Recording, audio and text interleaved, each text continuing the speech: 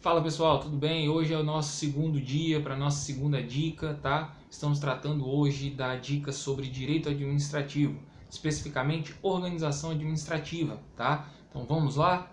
Espero que esteja todo mundo bem, espero que tenha gostado da última dica, né? Direito constitucional ontem, da publicação hoje é sobre direito administrativo, né? Ali no Instagram nós publicamos direcionado à organização administrativa, principalmente aqueles temas de administração direta, de administração indireta, quanto à sociedade de economia mista e a empresa pública. Mas aqui no vídeo, como é complementação, nós vamos fazer uma abordagem um pouco maior sobre esse tema. Por quê?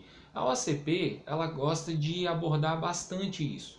Quando eu fiz a análise sobre os temas que a OCP gosta de abordar, em direito administrativo, eu vi que organização administrativa era um dos principais, assim como licitações e agentes públicos. Só que licitações não tem no nosso edital, tá? Então, como licitações não tem, já é um ponto positivo, porque ela aborda muito licitações. E aí, eu acredito que essa falta de licitações no edital ela vai descontar na organização administrativa e na parte de agentes públicos, que como vocês viram, foi feita a retificação do edital e estaremos ali com a Lei Complementar 46 apenas, e claro, com o Estatuto da PC. Não vai ter aquela dúvida sobre 8.112, né? Então vai ser a Lei Complementar 46 mesmo. Então vamos lá, organização administrativa. Inicialmente, né, para poder, como eu já disse, o perfil é revisão, é direto ao ponto, né, mas vamos fazer uma abordagem aqui introdutória. O que mais é importante você saber da parte de organização administrativa antes de entrar nos entes da administração direta e indireta são sobre os órgãos administrativos. Esses órgãos, né, ele tem algumas divisões, mas as mais importantes que caem bastante em concurso é quanto à hierarquia, né, e quanto à sua formação. Quanto à hierarquia, quanto à sua estrutura, né, hierarquia e estrutura ou formação. Quanto à hierarquia, nós temos os órgãos independentes, autônomos, subalternos e os superiores e subalternos. Os independentes, a gente tem que saber que ele está no topo da pirâmide, eles são aqueles intocáveis, né? Ele tem autonomia, todas as autonomias, financeira, funcional, tudo, administrativa, eles são os caras. Geralmente esse órgão ele está na mão de um agente político, algo assim. Por quê? O exemplo que a gente tem é uma presidência da república, um governo do estado, beleza? É um órgão em que presidência da república acaba sendo o melhor exemplo para não confundir. É um órgão independente, tudo bem? Depois nós temos o órgão autônomo, que ele estaria abaixo do órgão independente. Esse órgão autônomo ele possui autonomia financeira, autonomia orçamentária, mas ele é subordinado ao órgão independente, tá? Ele não acaba tendo a independência. Ele tem autonomia financeira e orçamentária, mas não tem independência, porque ele está subordinado ao órgão superior, ao órgão superior dele, que é o órgão independente, tá? Então nós temos o independente, que não está subordinado a nada de ninguém, nós temos o autônomo, que possui autonomia financeira e orçamentária, mas está subordinado ao órgão independente, e o órgão autônomo não tem independência por causa dessa subordinação. Depois a gente tem o órgão superior. Esse órgão superior ele não possui independência financeira, ele não possui independência orçamentária, tá? Só que ele possui certos poderes de execução, de decisão para sua atividade. Então ele possui determinada autonomia funcional, que algumas doutrinas falam, tá? Ou então ele possui essa independência na decisão do exercício da sua atividade. Logo após ele está o órgão subalterno. Esse não possui nada, só tem que executar mesmo o serviço, não possui independência nenhuma, muito menos essa independência para a execução da atividade sua, beleza? Depois nós temos ali, quanto à questão da estrutura do órgão, nós temos os órgãos simples e compostos. Os órgãos simples é aquele que é formado apenas por um órgão, aí a gente tem um exemplo aí da Câmara dos Deputados e do Senado, né? Um e o outro, né? Cada um é um órgão simples. Quando eles se unem, transformam-se no Congresso. O Congresso Nacional já é considerado um órgão composto, beleza? Então, o órgão composto é aquele órgão que tem mais de um órgão comum, um órgão simples ali. Então, o órgão composto é essa junção, seria no caso de um exemplo mais fácil para compreender. Partindo disso aí, a gente entra na questão da administração direta e indireta. A administração direta, né, tem que lembrar que é composta pelos entes, né, os entes políticos, os entes da administração direta, União, Estado, Distrito Federal, município, beleza? Interessante também saber sobre a administração direta é que aqueles órgãos que exercem a função, né, do Estado ali, aquele órgão de dentro do Estado, quando acontece a desconcentração, aquele órgão ali, ele está vinculado à administração direta e não indireta. Tá? Como assim? A Casa Civil, por exemplo, a Secretaria de Segurança Pública. Esses órgãos, eles estão executando a função do Estado, em nome do Estado, tá? Mas são considerados administração direta, para não confundir isso na prova. Já a administração indireta, que acaba sendo o efeito da descentralização, a administração indireta é composta por alguns entes, tá? Os principais, que acaba sendo mais cobrado em prova, são os entes são a autarquia, a fundação, as agências executivas e reguladoras, sociedade de economia mista, empresa pública, que são as estatais, e os consórcios públicos. Só que o consórcio público eu acredito que não cairia na nossa prova, porque não veio cobrando, né, a lei de consórcios públicos, nada sobre isso. Então, dentro da administração indireta, que a gente deveria se preocupar um pouco mais, até para esse termo de revisão, é realmente a questão da autarquia, pela autarquia ela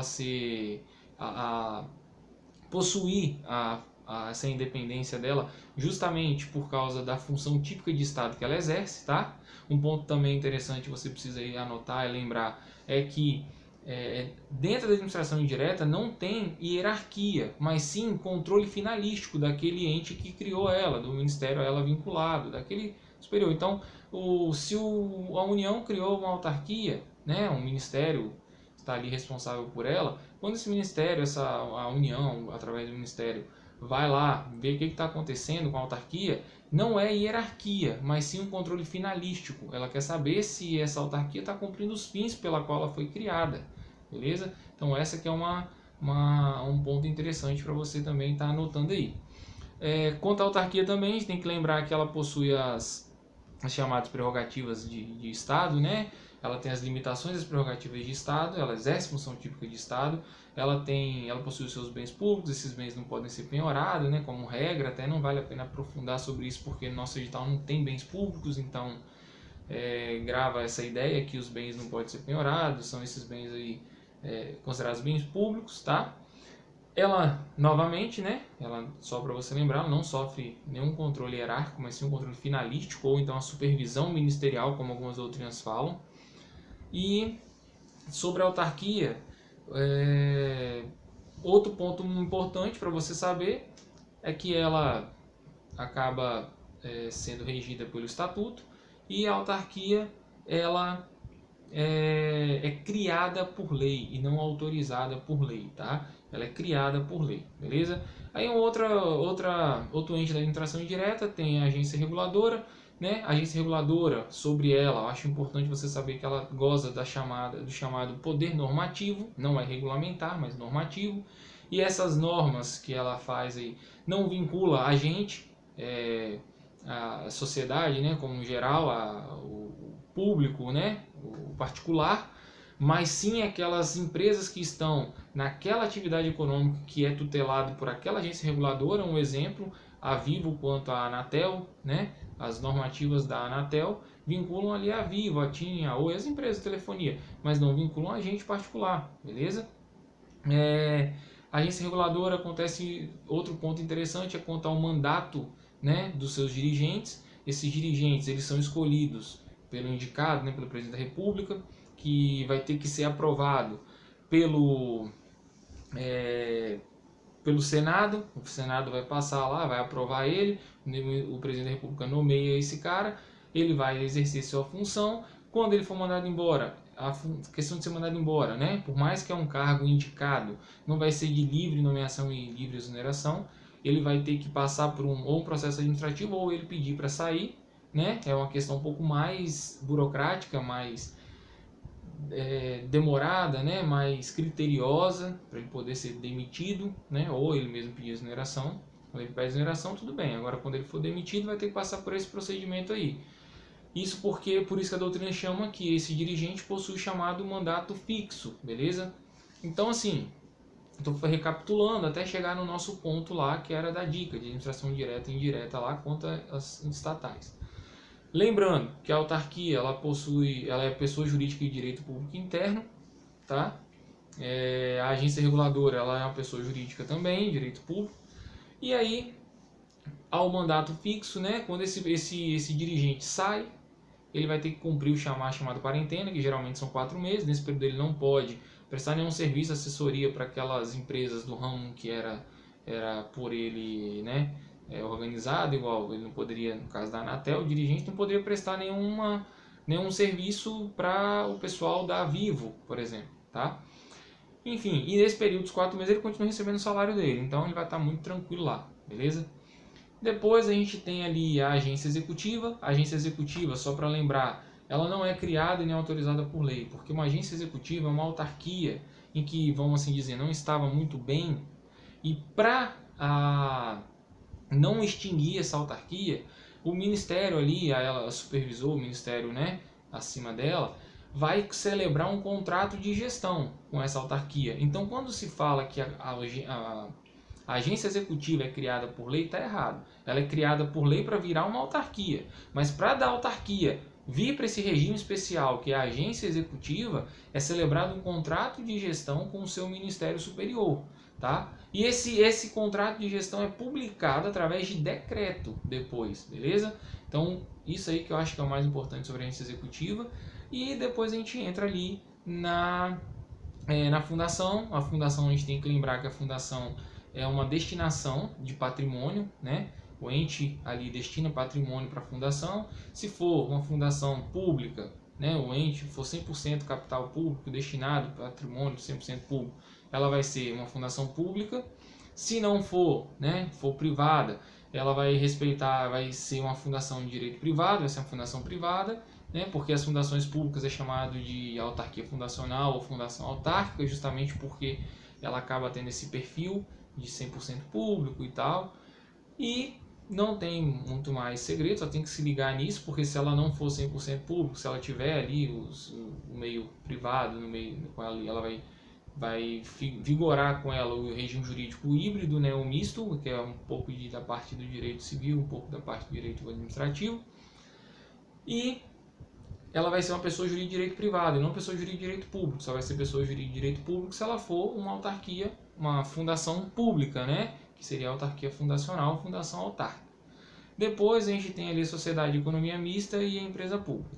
Sociedade de economia mista, você tem que lembrar que o seu capital não é 100% público. O capital da sociedade de economia mista é a maioria pública, maioria do público, tá? Ela tem que se organizar como SA, a sua forma societária sempre é SA. Ela é uma pessoa jurídica de direito privado, beleza? Seus servidores são regidos pela CLT. Já na empresa pública, o capital é 100% público, pode se organizar de qualquer forma societária. Os seus servidores também são CLT. E deixa eu ver mais o que tem de importante para ela. É isso. Elas podem... a competência para julgar uma sociedade de economia mista federal, por exemplo, é a justiça estadual. Já a empresa pública federal é a justiça federal, beleza? Quanto à criação de subsidiárias, a regra é que a criação de subsidiárias depende de lei, né, subsidiária dessas empresas estatais. Mas se na lei que autorizou isso aí, as empresas estatais, tá? Sociedade de economia mista e empresa pública, elas são autorizadas a sua criação, elas não são criadas por lei. A lei autoriza a criação delas. E nessa lei que autorizou, se vier tratando já da possibilidade de criação de subsidiárias dessas estatais aí, é possível sim, sem passar por procedimento legislativo. Isso era uma posição que vinha no STF e agora já está até internalizado na nova lei das estatais agora de 2016. Beleza? Então eu não acredito que tenha algo mais importante para revisar, direcionado sobre isso. Tá? Qualquer dúvida aí, ficou um pouco corrido, eu sei, aí você pode mandar nos comentários ou mandar ali um e-mail para mim, dominandodigital@gmail. Tranquilo? Então espero que tenha gostado. Qualquer dúvida pode mandar pra gente. Estamos à disposição. Até o próximo vídeo aí. Valeu? Um abraço.